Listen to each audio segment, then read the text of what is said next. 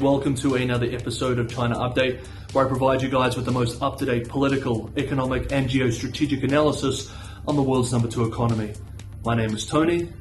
Let's jump in. Okay, happy Saturday everybody. I hope you're all preparing for the new year. It hasn't exactly been the best 2022, especially for people within China, but I hope that you all have a wonderful 2023 and that the world can see a more positive and optimistic year next year. If you enjoy this video, don't forget to hit that like button. Now let's begin with today's video, and before we move through the main developments, just one quick update. Yesterday, Friday, state-run CCTV reported that Qin Gang, who has been the PRC ambassador to the United States since July 2021, has been named as China's new Minister of Foreign Affairs to replace Wang Yi.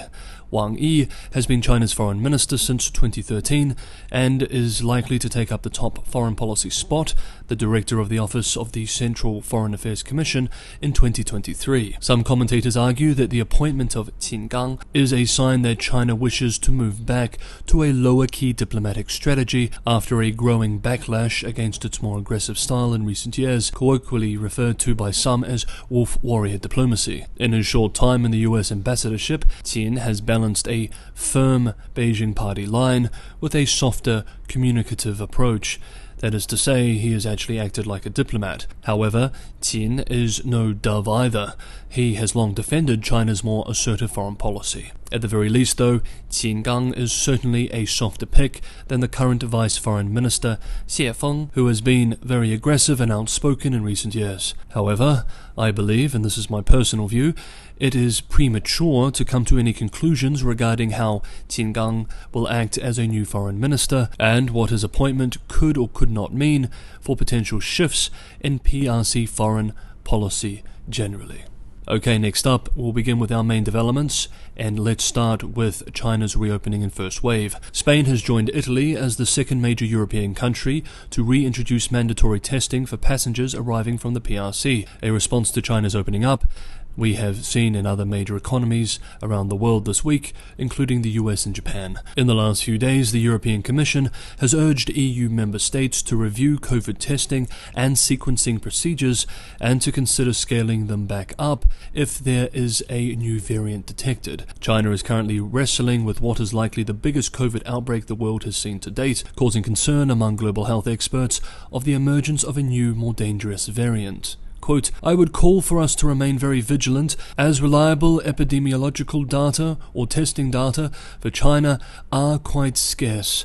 The general vaccination coverage in China is low, and there is no equivalent decision regarding Chinese vaccination or recovery certificates. End quote.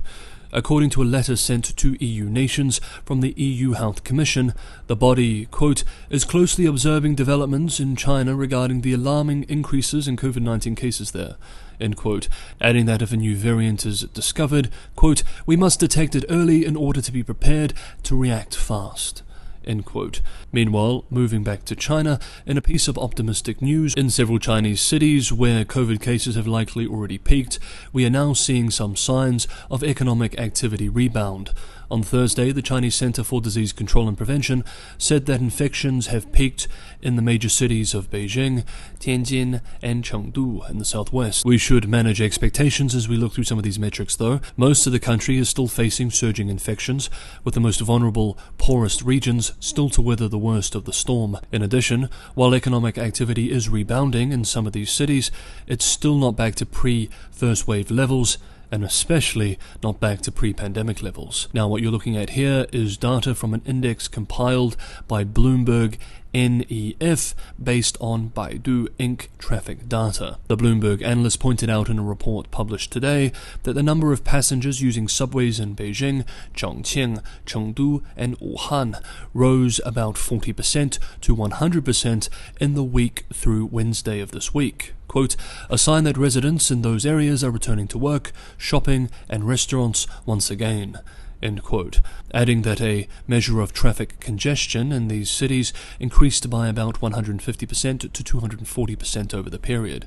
Of course, these are from very low base levels. Subway usage in Beijing over the past week, for example, is only about half the level reached a year ago. Traffic congestion levels across 15 major cities in China rebounded nearly 60% by Wednesday this week on week, but still remained 30% below the level seen in January 2021. In Shanghai, Shenzhen and Suzhou, where the outbreaks are still surging, subway usage declined between 34% and 42% by Wednesday from a week ago. The Bloomberg analysts write today that while mobility still remains well below pre-pandemic levels, quote, the quick rebound in activity in cities like Beijing suggests the economy could post a faster than expected recovery once the infection wave passes across the country. End quote. Domestic analysts agree. Quote, December will most likely be the bottom of the economy. The national COVID wave may be peaking already. End quote. Another metric of economic activity is air travel. According to Chinese aviation data company Veriflight, yesterday, Friday, daily domestic flights rose 50% versus a week before, but this number is still 32% below pre-pandemic levels. According to a report by Sinolink Securities published yesterday, the number of freight trucks on the roads this week rose in Beijing and Tianjin, but have declined in most of the rest of the country. Now, with these activity metrics, it is only fitting that we move to our final development for today's video, and for the year, the Chinese economy, and specifically, the composition of the labor market. Hey guys, this is the last episode for 2022. If you've been enjoying the videos this year and you'd like to help me continue making them for free and releasing them every day on YouTube, it is my goal to always have the channel primarily supported by the community, by subscribers like you guys, and not have to rely on corporate support. So for anyone who can go that extra mile and help keep the channel sustainable, financially and otherwise, Patreon and Buy Me a Coffee links are in the description below. This is the best way to help me continue making China Update as we move into 2023. As always, thank you so much everybody for the ongoing support. And finally, for today's video, this week saw the publication of the 2022 China Blue Collar Group Employment Research Report by the Research Center of New Form Employment at the Capital University of Economics and Business. The report defines blue-collar workers as industrial workers in secondary and tertiary industries. They are about 400 million strong, making up 53% of China's total employment population of 747 million people. We should note then that the blue-collar workforce that we're discussing here in this report does not include China's rural workers. One of the report's conclusions, rather unsurprisingly, is that China's blue-collar workforce is getting old fast. Almost half of the blue-collar population is already over 40 years of age. 28% are above 50 years of age. Also, unsurprisingly, this workforce has relatively low levels of formal education, with only less than half reaching high school graduation, though this is an improvement over 10 years ago. In his 2020 book, Invisible China, Stanford University's Scott Rozelle demonstrated how poorly educated China's workforce is and how this greatly increases the risk of the Chinese economy slipping into the so-called middle-income trap, or worse. Quote, Today, China may be the second largest economy in the world, but it has one of the lowest levels of education of any nation. Data from the 2015 National Microcensus reveal that only 12.5% of China's labor force has a college education.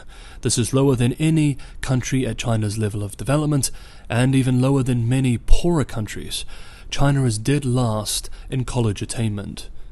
Yes, China's elites are excelling, attending the world's best universities and outperforming all other countries on international scholastic tests, but educational resources have been allocated in a fundamentally unequal way, and the vast majority of the Chinese population, the overlooked rural people, have been left far behind. End quote.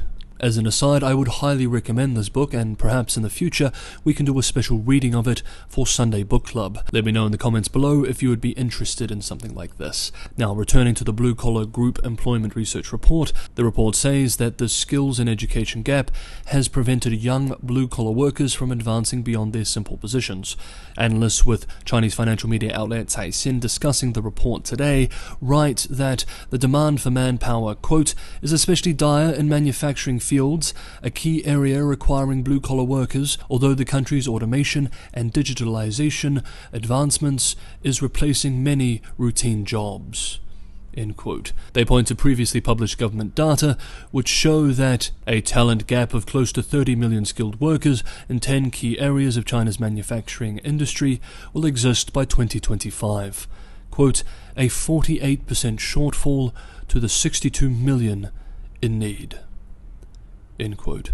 Okay, that is today's episode of China Update, the last for this year. I wish you all a very happy new year. I hope you have a wonderful year in 2023. I hope the world has a much better 2023. Wherever you are, have a great day, happy new year, and I will see you all next year.